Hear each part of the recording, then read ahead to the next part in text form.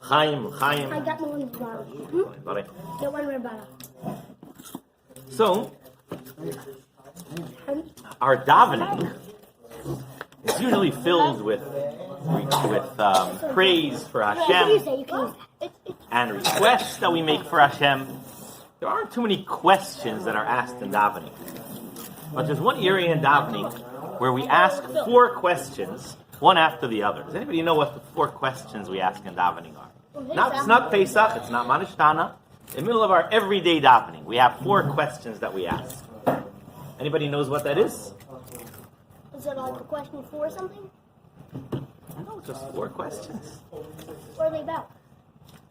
So the 4 questions that we ask every day in davening are Mi Chelekenu, Mi Chadeneinu, Mi Chemalkeinu, Mi Chamashienu. That's a question? Who is like? It's a question. Who is like our God? I always look at it like a statement. Like look at it like me down for yourself. Well, that's really what the discussion tonight is about. Oh, I'm sorry. So who is like our God? Who is like our King? Who is like who is like our Master? And who is like our Savior? Right? Now, we also give the answer to the 4 questions. All right, what are the answers to the 4 questions? Ein kelekenu, ein kadeneinu, ein kemalkeinu, ein kamaisheinu. There is no one like our God. There's no one like our Master. There's no one like our King, and there's no one like our Savior. But we do it out of order. That's a problem. That's what we were trying to figure out over here. The questions and the answers are out of order. We give the answer before we give the question, right? Before we ask, Michel Ekenu, who is like our God, we make a statement. There is no one like our God. Right? So the Kotzker Rebbe asks, we should switch the order around. We should start off, we should say, Michel Ekenu, Micha Dinenu, Micha Makenu, Micha Meshenu. And then, we should come along with the answer. And we should say, Ein Kelekenu, Ein Kadinenu, Ein Kamakenu, Ein Kameshenu. Right? You're asking a question, why do you give the answer before you even ask the question? Right? It seems more like Avi was saying before, it's a statement, right? And why do you need to even make the statement after you already declared Ein Kelekenu? Right? What's the point of saying Mi Kelekenu? If you already know Ein Kelekenu, right? Why do you? I mean, if you want to, if you're going to argue, that there's no question, we know there's no one like Hashem. So we already said Ein Kelekenu. Why are you asking the question Mi Kelekenu afterwards? Right? So similar to those 4 questions. Pesach, we also have 4 questions, but there's also on Pesach, by the Seder, we mentioned the 4 sons.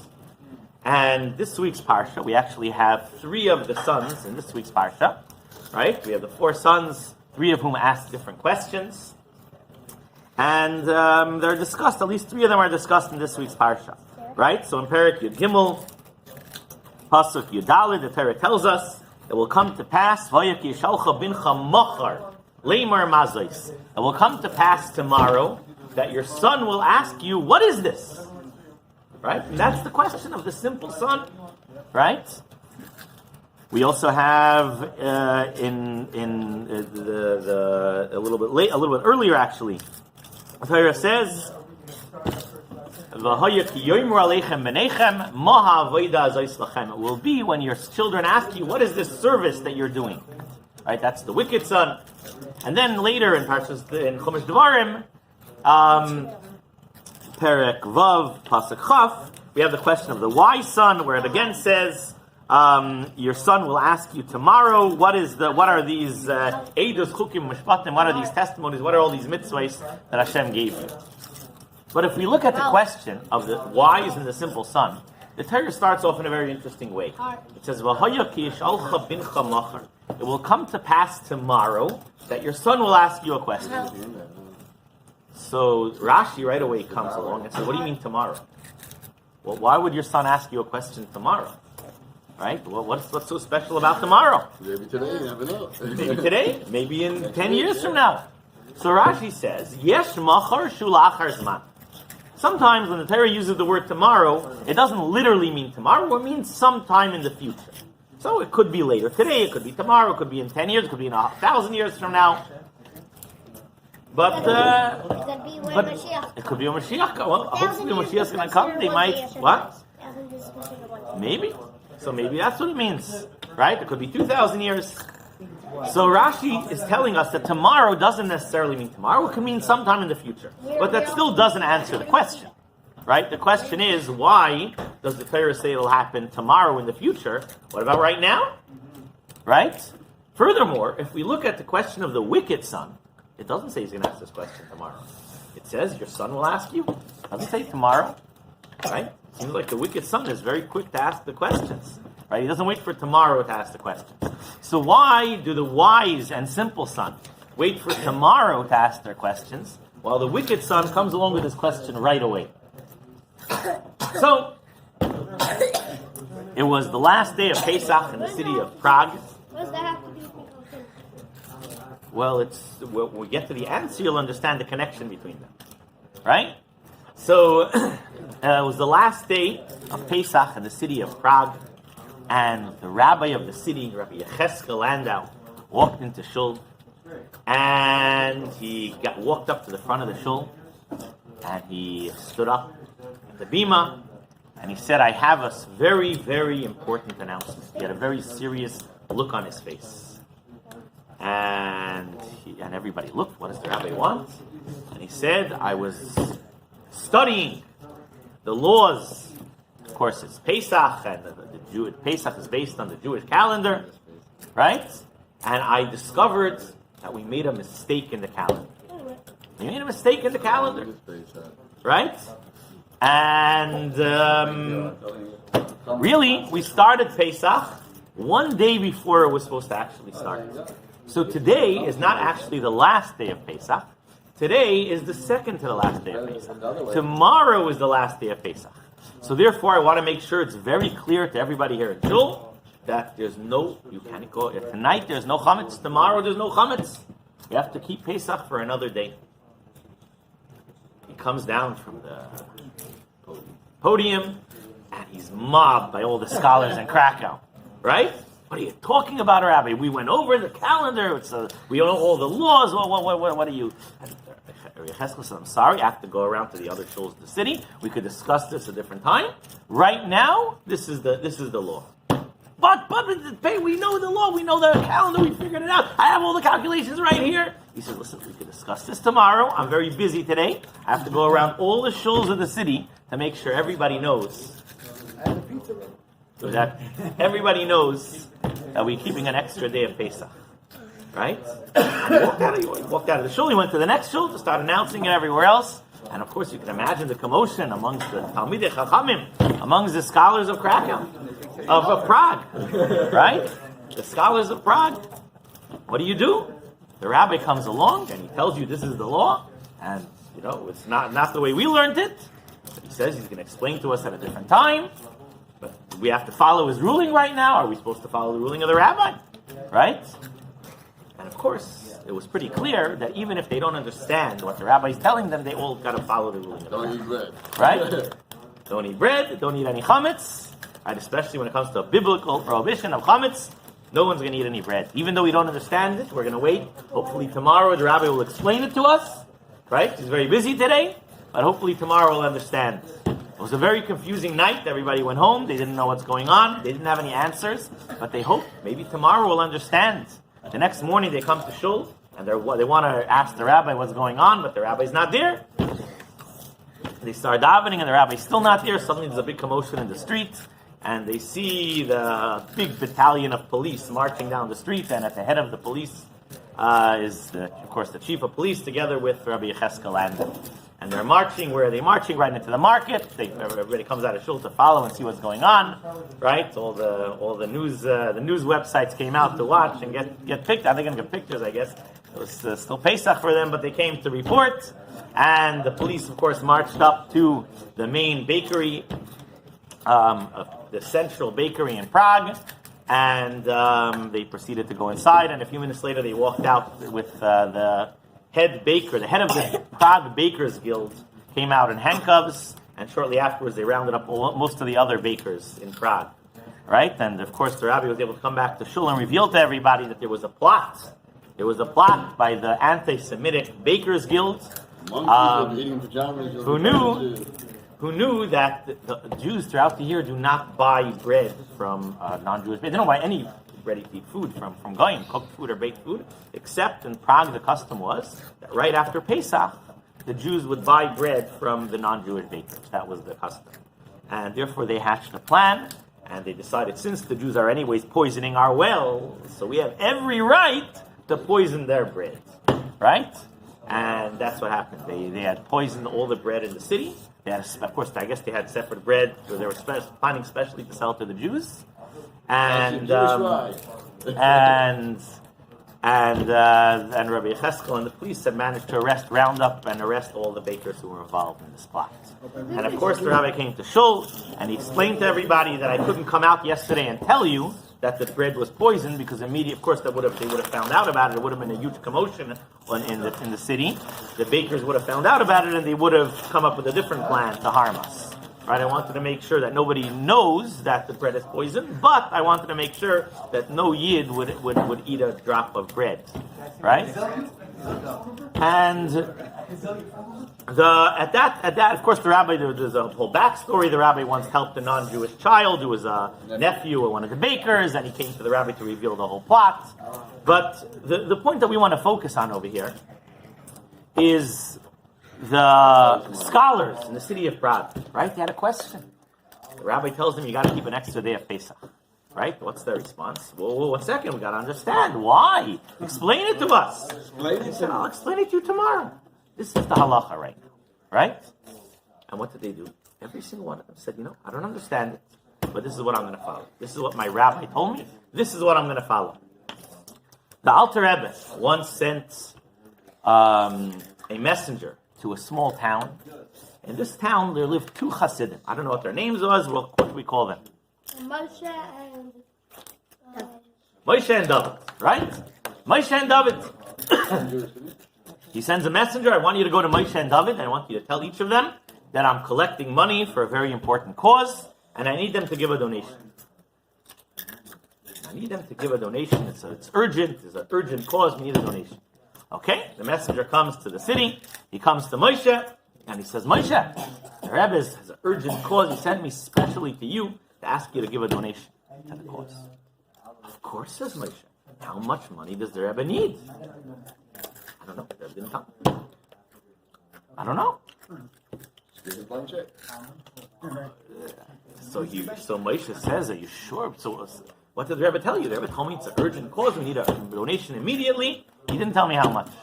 Moshe runs home. He gathers all the money, all the cash he has lying around. He rushes back to the Rebbe's messenger. He says, here, listen, I'm not sure if it's enough, but I'm going to go to the Rebbe right away to find out. I don't want to push this off at all. The Rebbe says it's an urgent cause. We got to give whatever we could. The messenger then heads to David's house, and he says, David, the Rebbe told me to come to you. There's an urgent cause he's collecting money for, and he needs you to give money right away. David asks the same question. How much? And he says, I don't know. The Rebbe didn't tell me how much. So David's like, okay, listen, if the Rebbe didn't tell you how much, then I don't know what to give. Listen, we'll try to find out. If you could find out from the Rebbe how much, you can come and tell me. And he says, I'm not coming back. The Rebbe sent me here. This is my mission. He says, okay, fine. I'll go to the Rebbe in a few days. I'm going to be traveling to the Rebbe. Maybe I'll make a special trip. It's urgent. I'll try to come tomorrow. I'll make a trip to the Rebbe. We'll try to find out what the Rebbe needs. He doesn't give any money. Right? In the meantime, the messenger goes back to the Rebbe. And he tells the Rebbe, I got a donation from Moshe. And the Rebbe says, what about Baruch? What about David? What about David? Sorry, you mixed up the name. What about David? So he says, well, David's not sure how much to give, so he said he's going to come to you to find out. So the Rebbe says, I hope he makes it here in time. The messenger doesn't know what that means, but he's quiet, doesn't say anything. An hour later, guess who's there? Moshe is banging on the Rebbe's door. Rebbe, I gave everything I had in my house, but I wanted to make sure it's enough. Can you tell me what's going on? If you need any more, let me know. I'm going to do everything I could. I'm going to borrow money if we need it. And the Rebbe says, Moshe, I want you to move. Move? The Rebbe says, yeah. I know you're living in this nice little town. There aren't too many Jews in this town. I want you to move to a different town. Of course, Rebbe. Moshe rushes home, immediately contacts a real estate agent. Within 2 hours, he had his house sold. He had all his business packed into moving wagons, right? And that night he moved. In the meantime, David's relaxing in his house. He goes to sleep. He has a good rest. The next morning he gets up. He's not in a rush. He goes to shul. He davens. He's going to the Rebbe, so he's going to have to leave his business. He's not going to be in his business for a few hours, so he has to give instructions to make sure his business is run properly. Finally, afterwards, he starts packing. He starts getting ready to go to the Rebbe, and at that moment, a storm breaks out, and there's a powerful lightning strike. One of the houses in the center of town catches on fire, and the whole town went up in flames.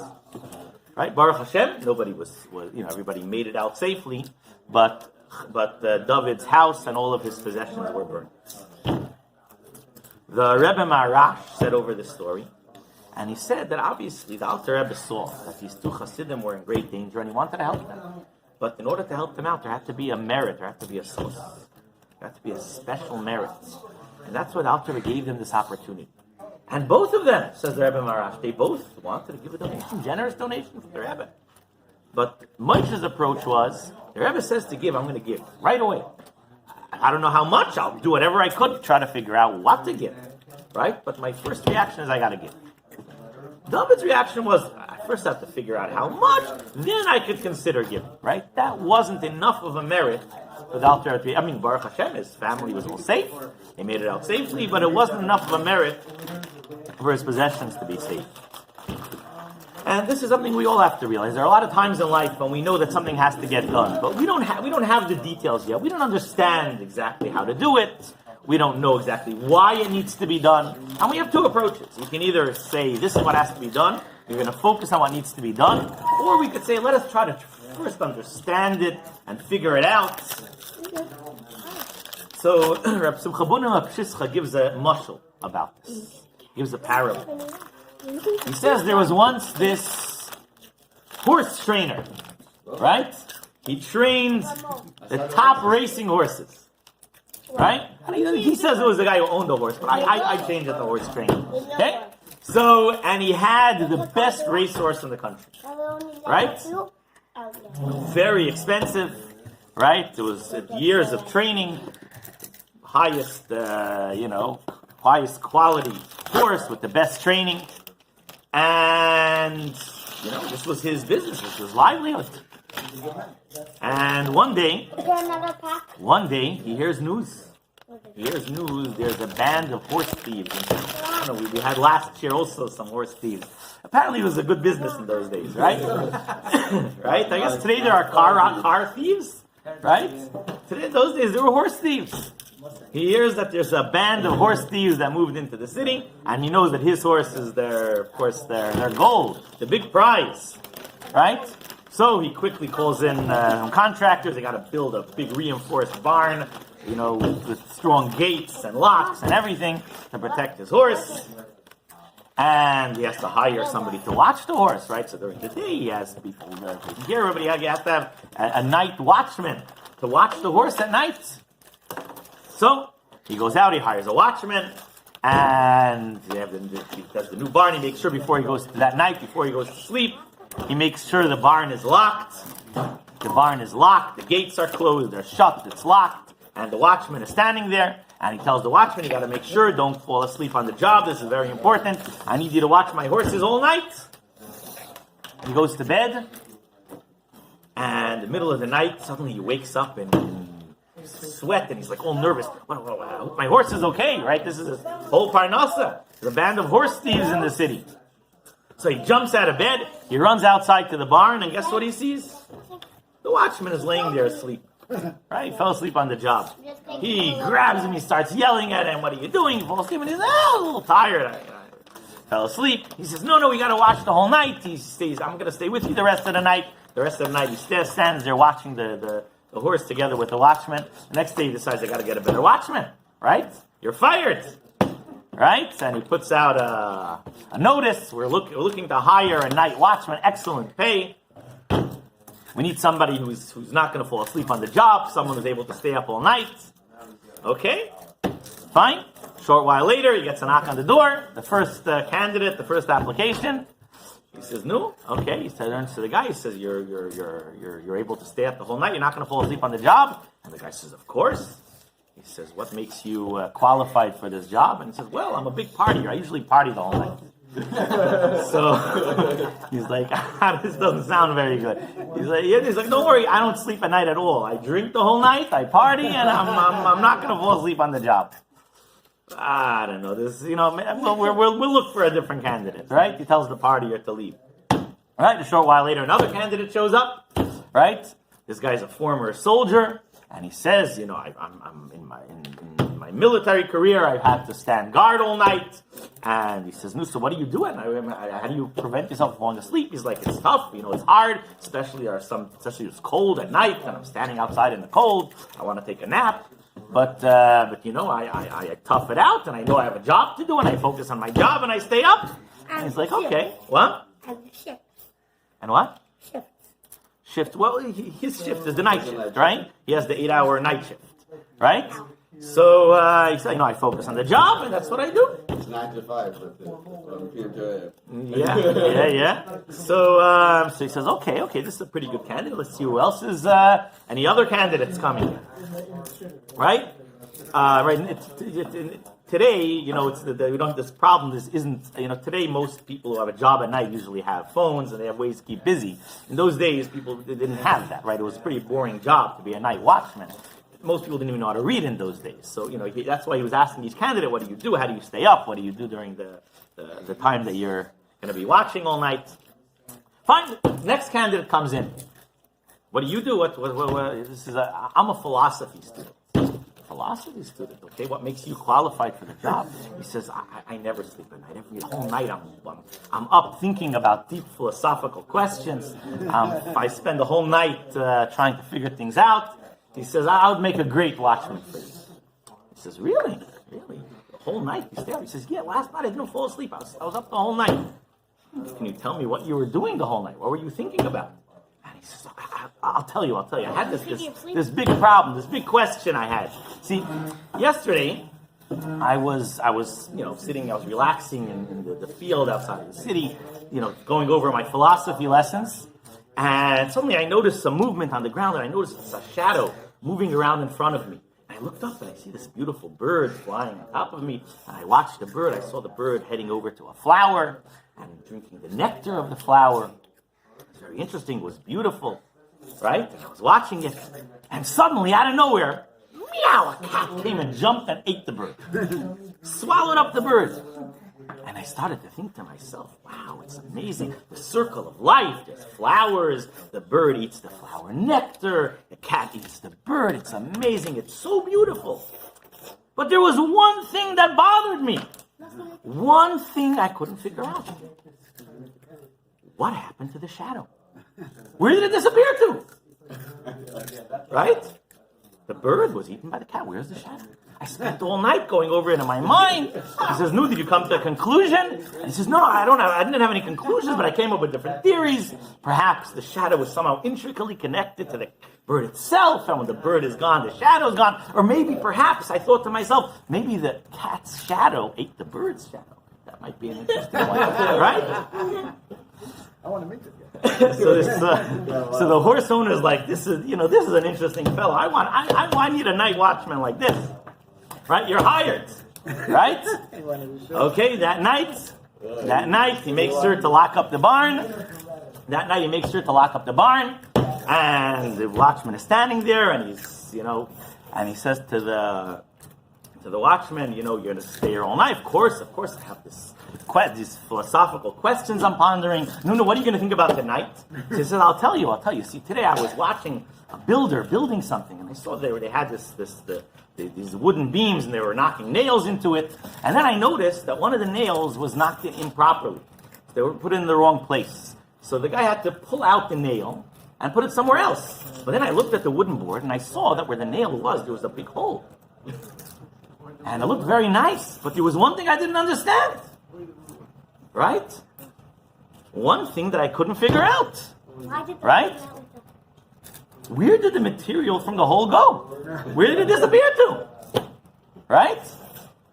Where did it go? So I'm going to think about it over the next few hours. Okay, very nice. Okay, he goes to sleep. Middle of the night, he wakes up again. He's very nervous. He wants to make sure the night watchman is doing his job. He doesn't want him to fall asleep again after what happened last time, right? So he runs out of bed and he sees the night watchman pacing back and forth. And he says, Nunu, you're thinking philosophy? Yeah, you're still thinking about the nail, the hole in the wall. And he says, no, I have a different problem I'm thinking about now. He says, Nunu, tell me, what are you thinking about now? He says, I'll tell you, this morning I was hungry. So I got myself a nice breakfast. I got a bagel, I got some cream cheese and lox, I made myself a nice sandwich, and then I started eating the bagel, right? So I took a bite right in the middle over there, and I started going around. I ate the bagels around. There are different ways to eat a bagel. You can eat it one on each side. He went very organized around the whole bagel. And it was a delicious bagel. I'm telling you, it gave me energy for the whole day. It was delicious. But there was one thing that bothered me. One thing I couldn't figure out. Where did the hole go? Where did it disappear to? Right? The hole is gone. So I'm going to spend the next few hours thinking about this question. Excellent. The horse owner goes to sleep, and he has a good rest till the morning. In the morning, he gets up and he jumps out of bed. He wants to make sure everything's okay. He rushes out, and the philosopher is pacing back and forth. And he says, "No, did you figure out the bagel, where the hole went?" He says, "No, but I moved on. I have a different question." He says, "What's your question now?" And he says, "I have this very deep question." He says, "You see, I'm standing here, and there's this beautiful barn, thick. I see you reinforced the iron gates around the barn with a lock. Not only that, you hired one of the best watchmen. You hired a philosopher to watch your horse. But there's one thing I don't understand. One thing that's bothering me. Where did the horse go? Where did it disappear to?" So Reb Simcha Bunim says over this mashal, right? And he says that the watchman has a choice, right? He can focus on the bagel. He can focus on the bird's shadow. He can focus on the hole in the wall, or he could focus on his horse, right? Now we have to be very careful to focus on the horse and not to let the focus on the bagels and the other stuff distract us, because then the horse will disappear, right? And this is really... The horse needs with the horse? What? And this, the Gemara in Shabbos says, so the Shabbos stuff, Parshas Amar Aleph, it says that there was a tzdoiki who was once watching Rava, as Rava was sitting and learning. And Rava was outside of in some field outside of the city, and he was involved in some deep, part of Talmud. And he sat down on one of the rocks over there to focus on his learning. And as he sits down, he put his hand under his, to sit on his hand, and he didn't notice that the rock that he was sitting on was very sharp, and he cut his finger. And it's like he runs over to Rava and he says, "You impetuous nation, you don't think before you do things. You're so focused on your Torah and your mitzvahs, you don't stop to think what's going on around you. Even when Hashem gave you the Torah, before you even knew what was inside, you said, Na'aseh v'nishma, we'll do and then we'll hear. You didn't even know what was inside, right?" So I said to him, "You're right. We are an impetuous nation. Sometimes we do things without thinking, right? And our focus is on what we need to do, even if we don't understand it. Even if we didn't answer all the philosophical questions, we know we have a horse to focus on, right? And about us, the pasuk says, Tumas Yisharim Tamchim, right? The sincerity of the straightforward will guide them. And regarding people like you, it says the crookedness of the traitors will rob them, right? People have to figure everything out. So this, says the Kotzker Rebbe, is what's going on in our davening. Right? We come in the morning and we have a question. Who is like Hashem? Is there anybody like Hashem? Is there not? Maybe yes, maybe no. Deep philosophical questions. Right? And over time, things, there's, especially in every generation, they have their own philosophical questions. But before we even think about the philosophical questions, we know Ein Kelikeinu. There's no one like Hashem. We don't know why. We don't understand it. We don't have a theory to explain why there's no one like Hashem. Why not? Maybe there are others, Chas v'Shalom. But before we're going to get there. We're going to ask the questions. We're going to think about the questions. We're going to go through all the philosophical debates and all the philosophical questions. But before we start, we have a foundation. Ein Kelikeinu. There's no one like Hashem. We have clarity before we start. Right? And this is what we have to realize. Of course, we have questions. On everything we do, we have questions. There are so many things we do that we don't understand. But the foundation is we know what we have to do. We know our focus is on the horse. We don't get distracted by the bagel hole or the bird shack, right? We have something to focus on. We have a job. Now, after we know what our focus is, then at a later point, we can come along and try to understand it. And that's our job. Hashem wants us to understand it, right? Part of our job is to understand what we're doing. Right, not just to do it without any connection to it. Because then we're not really we're not doing something that we're connecting with. Right, we have to learn, but the foundation is enkeleke. Right, this is what we have to do. This is what the Torah says. This is what our rabbis tell us. This is what the Rebbe tells me to give tzedakah. I'm going to give tzedakah. I don't understand how much or why or how. I can figure that out later. Right? In Reb Chaim Soloveitchik once had a student who left the yeshiva and left the way of Torah. This was a very common problem, even back in those days, right? And not just today, it was a problem way back then. This was already beginning of the Haskalah, the Enlightenment movement. And after, he disappeared for a year, and then one day Reb Chaim met this former student. And the student was a little embarrassed meeting his former teacher, and now he's, walking around dressed not like a yeshiva student anymore. And, Reb Chaim went over to say hi.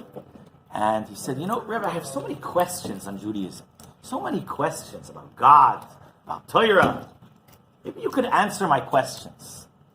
So Reb Chaim said, I would love to answer your questions. I could spend all night discussing it with you. But before I start answering your questions, when did these questions start bothering you? Did it bother you before you violated Shabbos or afterwards? The student said afterwards. So he said, in that case, they're not questions. They're excuses. They're justifications. Right? In Yiddish, or Hebrew works out better. They're not kashas, they're terutzim. Right? I can answer questions. I cannot answer excuses. Right? So we have questions. But we cannot let those questions turn into excuses and justifications for what we're doing and what we don't want to do. And this is what the Torah tells us. This is what the Torah tells us is with the four sons. The wise son and the simple son, they have questions. But when do they ask their questions? Their father comes along and he says, we have to bring a carbon pesach. What do? They say, okay, I'm going to bring a carbon pesach. And tomorrow, I have a question for you. Right? It doesn't mean tomorrow. It can mean later. It can mean later tonight. Right? When we're sitting around the Pesach table. But not right now. Right now I have a mitzvah to do. Right now I have a job to focus on. The wicked son, he's the only one who comes along and he says, what is this service that you guys are? I don't want to have any part of it. I don't understand it. I'm not going to do it if I don't understand it. Right? He's the wicked son is the one who has to figure things out before he does it. And he has a good argument. He wants to understand it, but this is not what the Jewish nation is about. This is not what the Torah is about. The Torah is about Nasa before Nishma. The questions we can ask tomorrow, we can ask later. We have a job to do now, right? Before we figure out where the bagel hole went, we got to watch the horse, right? And just to conclude the final story, Rabbi Yaakov Kamenetsky had a custom that he would not eat cheese on Friday, right? There are some people who have a custom. And there's a lot of there's some stories that are told. There's an interesting story that's told that when he got married, shortly after he got married, they were celebrating Shavuos. So Shavuos came up, and his wife didn't know about his minhag, and Shavuos that year came out on Friday. So she prepared a big, delicious dairy feast for Shavuos, and she comes in to serve her husband, and her husband just sat there quietly. Yaakov didn't say anything. He waited till his wife went back to the kitchen. And then he called over two of his students, and he said, I want you to be mater neder for me. I want you to undo my vow, to take away this minhag that I always had, and I'm going to be breaking my vow. For now, I didn't realize, he gave reasons why they're allowed to annul his vow. And he ate the full meal. And then after Shavuos, a few weeks later, he told his wife about his custom, and, so she wouldn't realize what happened on Shavuos. She was not aware of the whole story. She didn't realize any connection, right? He told her for the future, we're not going to have cheese on Friday. So his students, and this came up all the time, in yeshiva, they would eat cheese or whatever, and he wouldn't eat. So his students asked him, why don't you eat cheese on Friday?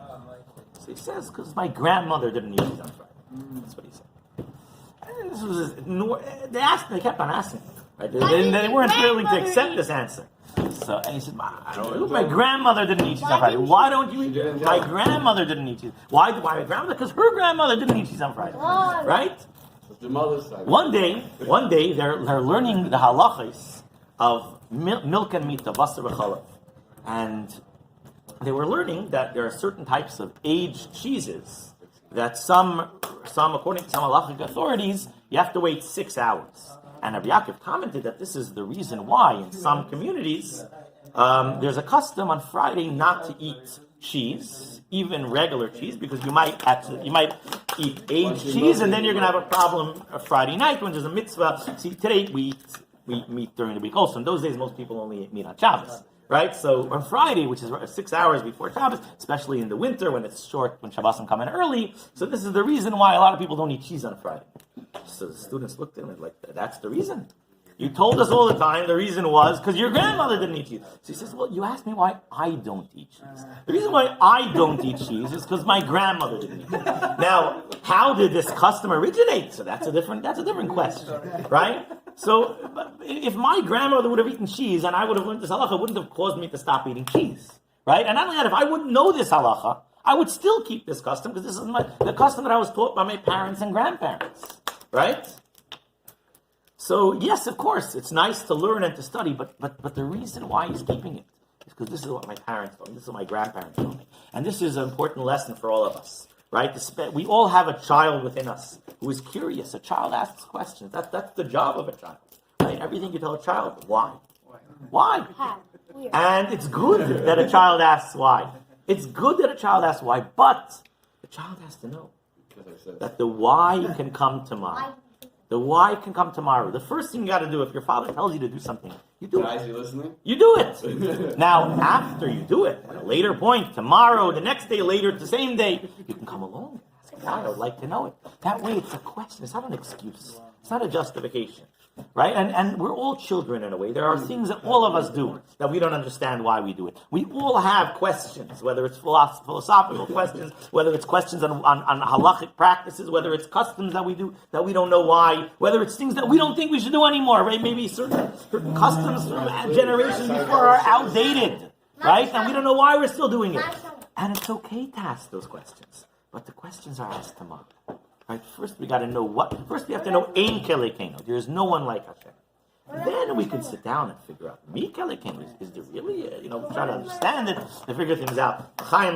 We should all focus on the horse. We can try to figure out where the bagel hole went, where the bird shadows, where the nail holes are. But our first and main focus should be on watching the horse. L'chaim.